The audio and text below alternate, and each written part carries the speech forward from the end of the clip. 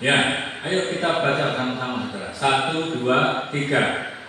Atau tidak tahukah kamu bahwa tubuhmu adalah bait Roh Kudus yang diam di dalam kamu, Roh Kudus yang kamu peroleh dari Allah, dan bahwa kamu bukan milik kamu sendiri. Ini hebat saudara. Karena hebatnya kenapa? Tidak melenceng dari perjanjian lama, yaitu ketika penciptaan manusia itu Roh Allah dihembuskan melalui hidung itu sehingga manusia bisa hidup. Dan ini luar biasa. Ternyata Roh Allah yang meniupkan itu bukan sembarangan, ternyata Roh Kudus ya, yang ditiupkan ke hidup manusia sehingga manusia itu begitu hebatnya, lebih hebat dari malaikat. Ya, kalau malaikat jatuh tidak diampuni, tetapi manusia jatuh diampuni. Wah, itu luar biasa. Oke, terus ayat 20.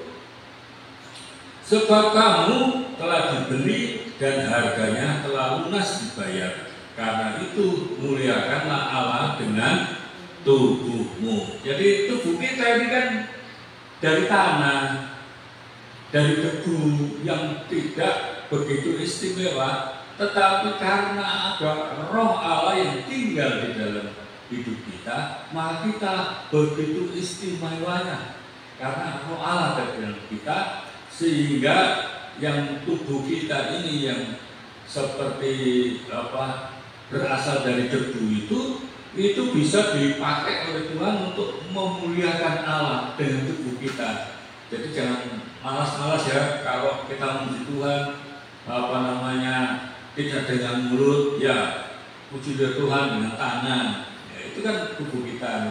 Kalau enggak ya memuji Tuhan lah dengan kepintaran kita. Kalau memuji Tuhan dengan kepintaran kita ya nulislah, gitu ya. Buatlah tulisan. Jadi ibu mertua saya, jadi ibunya istri saya, waktu meninggal itu meninggalkan tulisan sebenarnya, renungan. Dia tulis dengan tangan penulis, sampai sekarang masih disimpan kan tulisan itu. Dan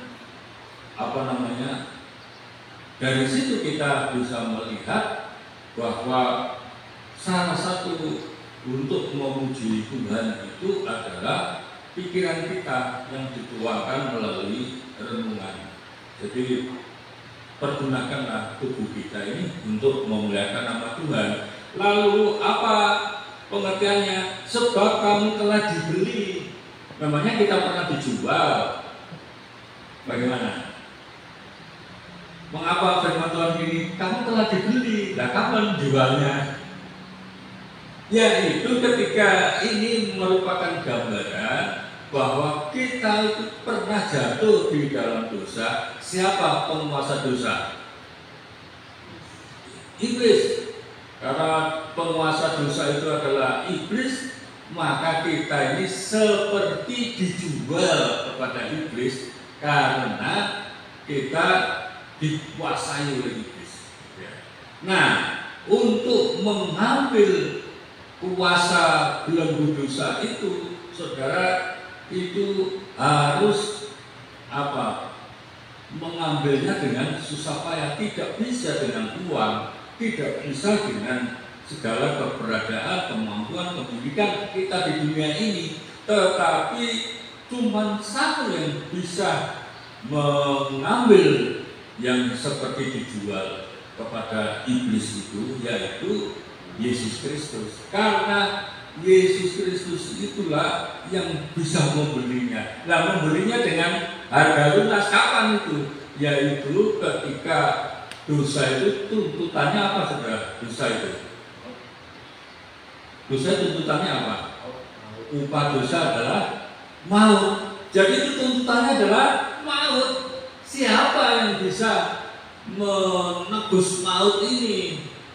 Wah, nggak bisa, nggak ada satu orang pun yang bisa menebus maut ini. Nah, untuk itulah Yesus itu dengan rela hati itu dia merelakan hatinya, merelakan posisinya itu untuk membayar upah dosa maut itu di mana? Yaitu ketika mati di bukit Golgota itu. Dan pada saat itulah saudara, kita itu dibayar lunas, yaitu lunas dengan kematian Yesus Kristus itu. Supaya apa? Saudara dan saya tidak mengalami kematian lagi. Ya, jadi kita tidak lagi mengalami kematian karena upah dosa itu sudah ditebus oleh Yesus, sudah digantikan dengan kematian Tuhan Yesus, sehingga saudara itu keluar dari belenggu dosa itu, saudara keluar dari kekuasaan dosa itu untuk menjadi miliknya Yesus Kristus. Amin. Permain.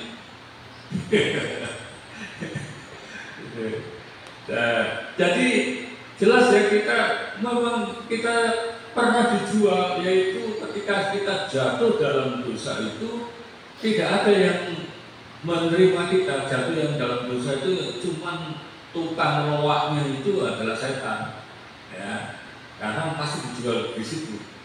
Jadi kalau sudah dipegang oleh setan, berarti tuntutannya adalah maut. Nah, tuntutan maut ini tidak bisa dilunasi oleh siapapun kecuali Yesus Kristus yang melunasinya.